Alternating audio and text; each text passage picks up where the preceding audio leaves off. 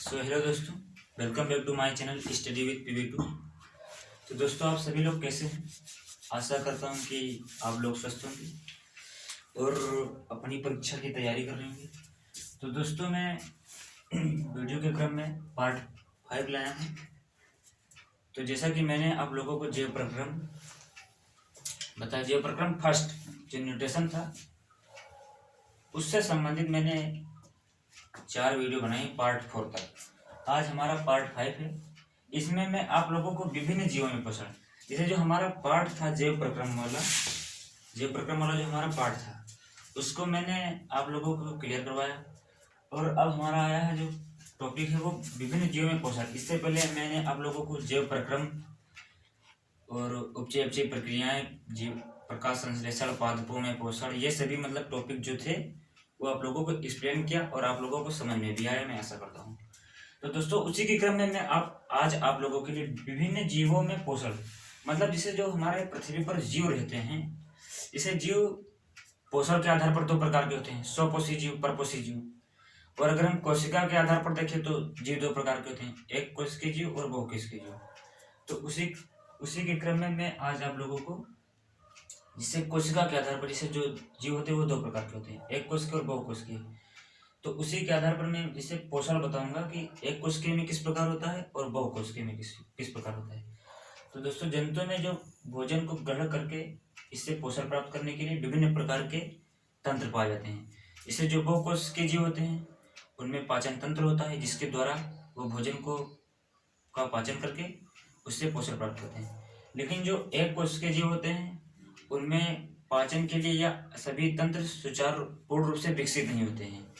तो उनमें जो पाचन की क्रिया होती है या पोषण की क्रिया होती है वो अलग तरीके से होती है। तो उसी के लिए मैं आज अमीबा का उदाहरण लेकर आप लोगों को एक कोशिकीय जीव को बताऊंगा और मानव का उदाहरण लेकर बहुकोशिकीय जीव में पोषण बताऊंगा। तो दोस्तों, चलते हैं। इसे यहाँ पर बताया गया कि जंतुओं में भोजन को ग्रहण करके इससे पोषण को प्राप्त करने के लिए विभिन्न प्रकार की विधियां पाई जाती हैं।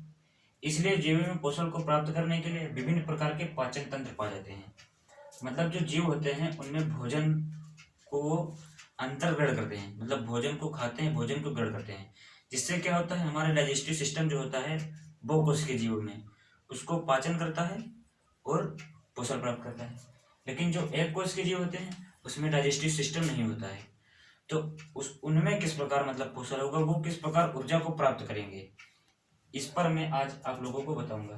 तो यहाँ पर बताया गया है कि इसलिए जीव में पोषण को प्राप्त करने के लिए विभिन्न प्रकार के पाचन तंत्र पाए जाते हैं। एक कोशिकीय जीवों की बाहरी सतह द्वारा तथा बहुकोशिकीय जीव शरीर में उपस्थित पाचन तंत्र द्वारा भोजन को पाचन करके पोषण प्राप्त करते हैं। मतलब यहाँ पर बताया गया कि जो एक कोशिकीय जीव होते हैं उसकी जो कोशिका होती है, जैसे एक कोशिकीय जो जीव होता है वो एक कोशिका के द्वारा बना होता है। तो जैसे जो कोशिका की बाहरी सतह होती है, जैसे मान लीजिए कि यह एक कोशिकीय जीव है, ये मान लीजिए ये अमीबा है, मतलब मान लीजिए तो ये एक कोशिकीय जीव हुआ। तो इसकी जो ये बाहरी सतह है, ये सबसे बाहरी सतह सेल वॉल, ये सबसे बाहरी सतह है कोशिका भित्ति, तो अंदर से हो जाएगी। तो मतलब जो ये सबसे बाहरी सतह है कोशिका, इसके द्वारा जो हमारा एक कोशिकीय जीव होता है वो भोजन को ग्रहण करता है। तो इससे मतलब जैसे ये अमीबा है हमारा, तो जैसे यहाँ पर जल द्वारा ये भोजन को ग्रहण करेगा। तो यहाँ पर क्या होगा कि जैसे ये जो इसमें कूट पार पाया जाता है उसके द्वारा ये भोजन को इधर उधर भागने नहीं देता है। जैसे यहाँ पर क्या ऐसे रहेगा, जैसे ये कुछ ऐसे हो जाएगा, मतलब जब भोजन आएगा तो कुछ ऐसा रहेगा, यहाँ पर भोजन आएगा, जो जीव रहेगा यहाँ पर आ जाएगा और उसके बाद में ये ऐसे ये फुटपाथ बंद हो जाएंगे। अब इसके अंदर मतलब अमीबा के अंदर वो जो हमारा जीव होगा वो चला जाएगा और इससे मतलब ये अपना जीव द्रव्य जो कोशिका भित्ति होती है उसके द्वारा ये उसे पाचित कर लेगा और पोषण प्राप्त करेगा। इसको मैं आप लोगों को विस्तृत तरीके से बताऊंगा, लेकिन मैं पहले आप लोगों को अच्छे से इसके बारे में कुछ एक्सप्लेन कर देता हूँ। तो दोस्तों,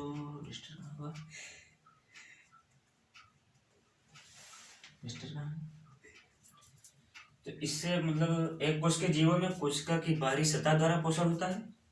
जो एक कोशिकीय जीव होता है उसमें कोशिका की बाहरी सतह द्वारा, जल द्वारा जो भोजन आता है उससे वो पोषण को प्राप्त करता है। और जो बहुकोश के जीव होता है तो उसमें पूर्ण डेवलप जो हमारा जो पाचन तंत्र है, डाइजेस्टिव सिस्टम है, तो पूर्ण डेवलप है ही है। तो इससे हम लोगों का पाचन तंत्र द्वारा पोषण प्राप्त होता है। तो यही मैं अमीबा में न्यूट्रिशन इन अमीबा में पोषण मैं आप लोगों को बताऊंगा। तो देखिए जो अमीबा है वो एक कोश के जीव है।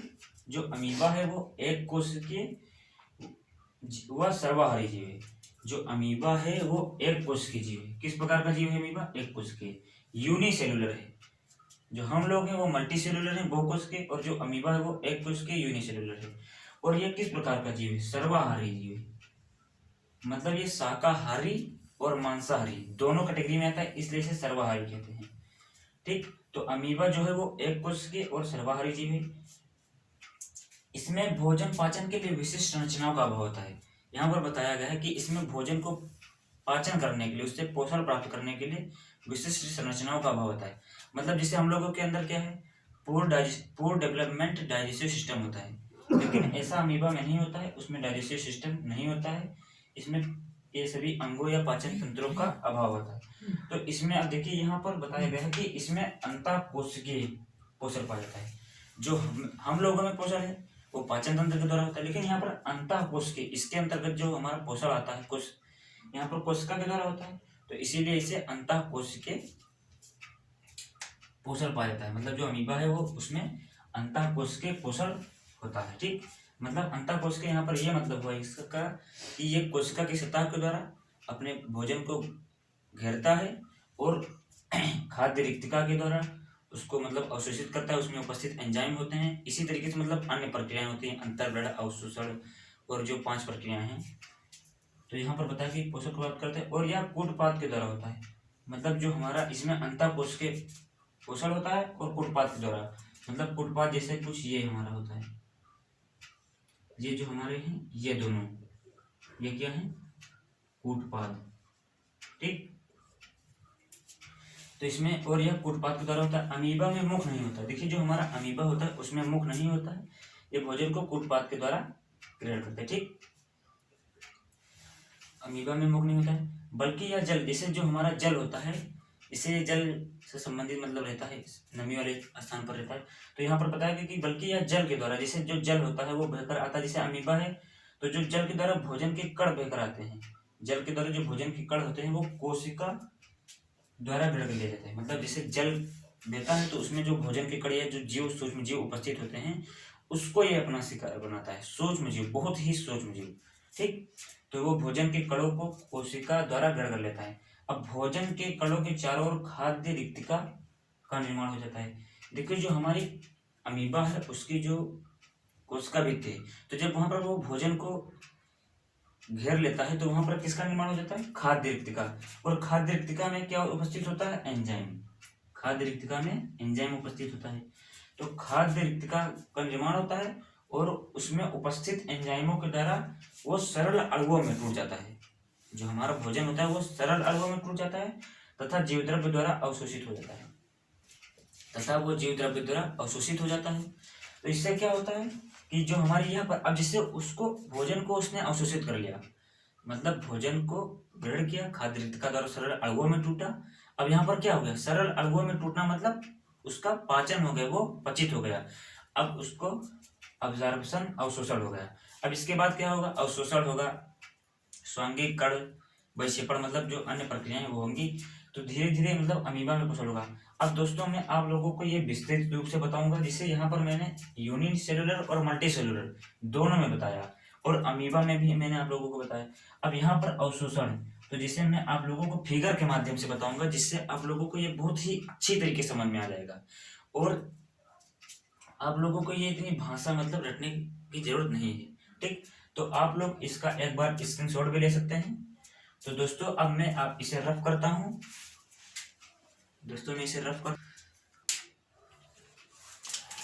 दोस्तों अब मैंने उस पर जो लिखा हुआ था उस ऊपर वाली साइड में उसे रफ कर दिया है और मैं अब आप लोगों को इस फिगर के माध्यम से एकदम विस्तृत रूप में एकदम अच्छे तरीके से बताऊंगा, जिससे आप लोग अच्छे तरीके से एग्जाम में इसे अटेम्प्ट कर पाएंगे। तो दोस्तों यहाँ पर मैंने आप लोगों को अमीबा में क्वेश्चन न्यूट्रिशन इन अमीबा बताया था।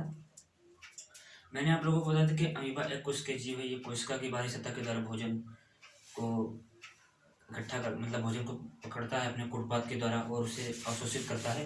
तो यहाँ पर देखिए जो हमारे जीव होते हैं, चाहे वो भी यूनिसेलुलर हो या मल्टीसेलुलर, उसमें जो हमारा भोजन को पोषण प्राप्त करने की जो मेथड होता है, तरीका होता है, विधि होती है, वो कुल 5 तरीके से संपन्न होती है। उसमें क्या है, फर्स्ट होता है हमारा अंतर्ग्रहण, सेकंड होता है पाचन, थर्ड अवशोषण, फोर्थ स्वांगीकरण एंड फिफ्थ जो हमारा होता है वो वैशेषण। ये 5 प्रक्रियाएं होती हैं। अगर इनमें से कोई एक प्रक्रिया भी बाधित हो जाएगी तो वो जीव के लिए भी हानिकारक साबित होगा। ठीक, तो मतलब ये प्रक्रियाएं बहुत ही महत्वपूर्ण होती हैं। तो यहाँ पर मैंने आप लोगों को अमीबा के फिगर प्रत्येक दशा में, मतलब जो अवशोषण की दशा में, पाचन की दशा में, स्वांगीकरण की दशा में, वैशेषण की दशा में, पांचों जो हमारी प्रक्रियाएं हैं उसकी दशा में, प्रत्येक दशा में मतलब हम लोगों ने सचित्र वर्णन यहाँ पर किया हुआ है। तो दोस्तों मैंने आप लोगों को बताया था कि जो अमीबा होता है वो कूटपाथ के द्वारा भोजन कर होता है। अब देखिए यहाँ पर कूटपाथ है क्या, तो देखिए जो हमारा ये है,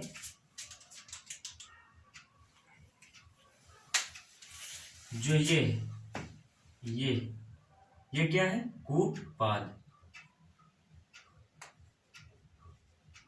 इसी के द्वारा अमीबा अपने भोजन को पकड़ता है, मतलब जल के द्वारा आए या बहकर जल के द्वारा आए भोजन को के कणों को ये अपने कूटपाथ की तरह पकड़ता है। अब देखिए यहाँ पर क्या, ये जो हमारा है ये क्या है, भोज्य कण है, जो जल के द्वारा या किसी माध्यम से यहाँ पर आया है। अब अमीबा क्या करेगा, ये अपने कूटपाथ के पास इसे आ गया है, अब ये इसे अंतर्ग्रहण करेगा। ठीक, इसे अंतर्ग्रहण करेगा। अब यहाँ पर होगा क्या कि अमीबा खिसक खिसक कर यहाँ पर इसको कुछ ऐसे बंद कर देगा, इसमें बंद कर लेगा। तो यहाँ पर क्या होगा कि जब हम भोजन को ग्रहण करते हैं, तो भोजन को ग्रहण करने की प्रक्रिया क्या होती है, अंतर्ग्रहण। भोजन को ग्रहण करने की प्रक्रिया को कहते हैं अंतर्ग्रहण। तो यहाँ पर अंतर्ग्रहण, अब यहाँ पर ये भोजन को ग्रहण कर रहा है ना, कूटपाथ बंद कर लेगा तो भोजन को यहाँ पर ये ग्रहण करेगा, तो यहाँ पर क्या होगी, अंतर्ग्रहण। तो फर्स्ट प्रक्रिया आप लोगों को समझ में आ गई।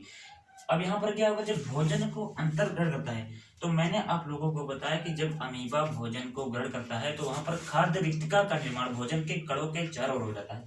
तो यहाँ पर क्या हुआ, अब ये आप लोगों को अंतर्ग्रहण समझ में आ गया, क्योंकि जब भोजन को ग्रहण करता है तो वहां पर अंतर्ग्रहण होता है। ठीक, फिर चाहे वो यूनिसेलुलर हो या मल्टीसेलुलर। अब सेकंड में हम आप लोगों को पाचन बताएंगे। तो देखिए यहाँ पर जो भोजन को ग्रहण किया, यहाँ पर इसके कूटपाथ के अंदर भोजन बंद, अब ये भोजन इधर उधर भाग नहीं सकता है। ठीक, क्योंकि ये सजीव अवस्था में, इसलिए अब यहाँ पर भाग नहीं सकता, क्योंकि ये कूटपाथ के अंदर बंद हो गया। अब यहाँ पर क्या होगा, इसके चारों ओर ये जो हमारी ये क्या एक लेयर बन गई, ये खाद्य रिक्तिका है। अब इसमें विभिन्न प्रकार के एंजाइम उपस्थित होते हैं जो इसे पचित कर इसे डाइजेस्ट कर सरल अणुओं में तोड़ देंगे। ठीक, तो यहाँ पर अब जैसे खाद्य रिक्तिका का निर्माण हो गया भोजन के चारों ओर, अब यहाँ पर क्या होगा कि इसमें उपस्थित एंजाइम के द्वारा ये सरल अणुओं में टूट जाएगा। तो भोजन का सरल अणुओं में टूटना क्या कहलाता है, पाचन। भोजन के जटिल अणुओं का सरल अणुओं में टूटना पाचन कहलाता है। तो यहाँ पर अमीबा के द्वारा पाचन होगा। सेकंड प्रक्रिया आप लोगों को समझ में आ गई। अब यहाँ पर आप लोग फिगर के माध्यम से, जिससे मैंने आपको बता के एक्सप्लेन कर सकते हैं या पेपर में इसे अटेम्प्ट कर सकते हैं, लिख सकते हैं। तो दोस्तों जैसे अंतर्ग्रहण, आप लोगों को अमीबा में पोषण, आप लोगों को जो इसमें से कुछ सार अगर समझ में आए तो उसे लिखना है। उसके बाद आपको हेडिंग वाइज पांचों अगर हेडिंग आप लिख देंगे तो एक पेज फुल हो जाएगा, आप लोगों को फुल मार्क्स मिल जाएंगे। ठीक, तो अंतर्ग्रहण हेडिंग डालेंगे, अंतर्ग्रहण कि जब अमीबा भोजन जल के द्वारा आए हुए या किसी माध्यम के द्वारा आए हुए भोजन के कणों को अपने कूटपाथ के द्वारा ग्रहण करता है तो वह प्रक्रिया अंतर्ग्रहण कहलाती है। बस इतना ही लिखना है। इस तरीके का फिगर बना देंगे। अगर आपका फिगर इधर उधर भी हो जाता है तो कोई नहीं। देखिए यहाँ पर फिगर हमारे अलग अलग दिख रहे हैं। जरूरी नहीं कि किताब में जो फिगर बना हुआ है आपने कहीं पर देखा है, मोबाइल में देखा है, कहीं पर किसी माध्यम से। अमीबा देखिए क्या है, हम लोग जिस प्रकार एक तरीके नहीं रहते हैं उसी प्रकार मतलब उनकी संरचनाएं भी अलग अलग रहती हैं। ठीक, तो इस प्रकार आप अंतर्ग्रहण लिख सकते हैं। अब पाचन, जो सेकंड हेडिंग डालिए पाचन, डाइजेशन। वहां पर क्या बताएंगे आप कि जब वो भोजन के कणों को अपने कूटपाथ के अंदर बंद कर लेता है तो वहां पर एक खाद्य रिक्तिका का निर्माण होता है। खाद्य रिक्तिका में उपस्थित विभिन्न प्रकार के एंजाइमों के द्वारा वो प्राप्त भोजन के कण जो होते हैं वो जटिल अणुओं से सरल अणुओं में टूट जाते हैं और वहां पर क्या होता है, भोजन का पाचन। ठीक, तो सेकंड आप लोगों को फर्स्ट समझ में आ गया अंतर्ग्रहण, एंड सेकंड आप लोगों को समझ में आ गया होगा पाचन। और थर्ड यहाँ पर क्या है, ये प्रक्रिया इसी तरीके से चलती रहेगी। ठीक, जो आपके यहाँ पर थर्ड होगी, थर्ड होगा अवशोषण अब्जॉर्प्शन। ठीक, अब यहाँ पर देखिए जो तीर बनी हुई है, ये तीर आपको क्या प्रदर्शित कर रही है? ये तीर का अर्थ क्या है? यहाँ पर यहाँ पर मैंने तीर बनाया है, ये जैसे ये क्या है, ये वो भोजन है, भोज्यकण है जिसे अमीबा ने ग्रहण किया था। ये वो भोज्यकण है जिसको अमीबा ने ग्रहण किया था। जो ये है, ये भोज्यकण है जिसको अमीबा ने ग्रहण किया था। अब यहाँ पर क्या होगा, देखिए पाचन हो गया।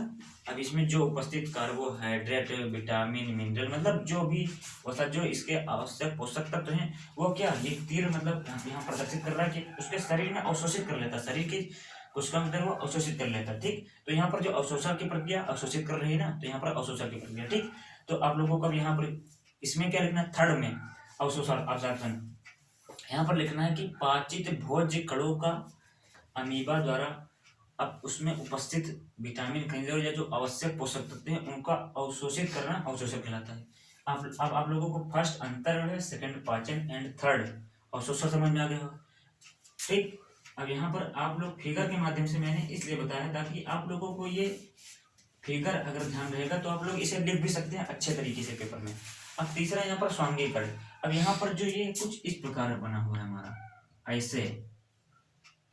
ठीक, इसका मतलब क्या हुआ कि देखिए भोजन को जो पोषक पदार्थ थे उसको अवशोषण हुआ। अब इसके अंतर्गत जो सिस्टम है उसके द्वारा वो जिस सिस्टम को जिस तत्व की आवश्यकता होगी, जिस पोषक तत्व की आवश्यकता होगी, उसे वो स्वांगीकृत कर लेगा। ठीक, तो इस प्रक्रिया को स्वांगीकरण कहते हैं। मतलब अमीबा में जो अवशोषण के द्वारा पोषक तत्व अवशोषित होते हैं उसे स्वांगीकृत करने की प्रक्रिया को स्वांगीकरण कहते हैं।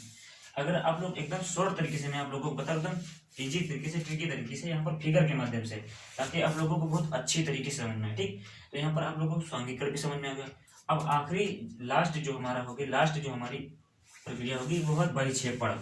बहिक्षेपण मतलब जो बचे हुए अपचित जो हमारे भोज्य पदार्थ है, अपचित जो कण हैं उनको या कहें मल, उसको त्यागने की प्रक्रिया को बहिक्षेपण कहते हैं, उत्सर्जन कहते हैं या मल परित्याग कहते हैं। तो यहाँ पर देखिए ये फिगर के माध्यम से मैं दिखा रहा हूँ कि यहाँ पर देखिए कुछ बाहर की ओर निकल रहा है, ये हमारा कूटपाद हो गया, ये खुल गया है तो बाहर की ओर निकल रहा है। ठीक, तो जो यहाँ पर बाहर निकल रहा है ये क्या है, जो बाहर निकल रहा है ये पदार्थ ये क्या है, अपचित कणों का निष्कासन। मतलब जो हमारा भोज्य कण था ये अपचित हो गया है। ठीक, अपचित हो गया है, इसमें अब कोई पोषक तत्व नहीं रह गया है, ये अब इसके लिए वेस्ट मटेरियल हो गया है। ठीक, तो ये इसको बाहर निकाल देगा, तो जो बाहर मल को या अपचित खाद्य कणों को बाहर निकालने की प्रक्रिया बहिक्षेपण कहलाती है। सो दोस्तों, इस प्रकार आप लोगों का अमीबा में पोषण हो गया। अब इसके बाद जो हमारा आपका अध्याय है उसमें मानव में पोषण बताया गया है। ठीक, इसके ये हमारा जो अंतिम होगा वो मानव में पोषण होगा। इसके पश्चात आपका ये फर्स्ट चैप्टर जीव प्रक्रम फर्स्ट पोषण खत्म हो जाएगा। ठीक, तो ये मैं आशा करता हूँ कि आप लोगों को समझ में आ गया। यदि आप लोग इसका एक स्क्रीनशॉट भी ले सकते हैं, ताकि यहाँ पर क्या होगा कि आप लोगों को बहुत ही अच्छी तरीके से समझ में आ जाएगा। फिगर के माध्यम से आप लोग इसे अपने मन मस्तिष्क में स्मृत कर सकते हैं। तो दोस्तों मैं आशा करता हूँ कि आप लोगों को ये वीडियो समझ में आ गई। इसकी जो हमारी पार्ट 6 होगी वो इसके बाद आएगी, उसमें मैं आप लोगों को मानव में पोषण बताऊंगा। सो दोस्तों, यदि आप लोगों को हमारी वीडियो अच्छी लगती है तो उसे लाइक, शेयर और कमेंट जरूर करें। और यदि आप लोग अभी तक हमारे चैनल को सब्सक्राइब नहीं किए तो उसे सब्सक्राइब जरूर कर लें, ताकि आप लोगों के लिए जो आवश्यक वीडियो है वो सबसे पहले आप लोगों को पहुँचे और आप लोगों के लिए परीक्षा या पढ़ाई में जो किसी भी तरीके से कोई बाधा उत्पन्न ना हो। सो दोस्तों, धन्यवाद, जय हिंद।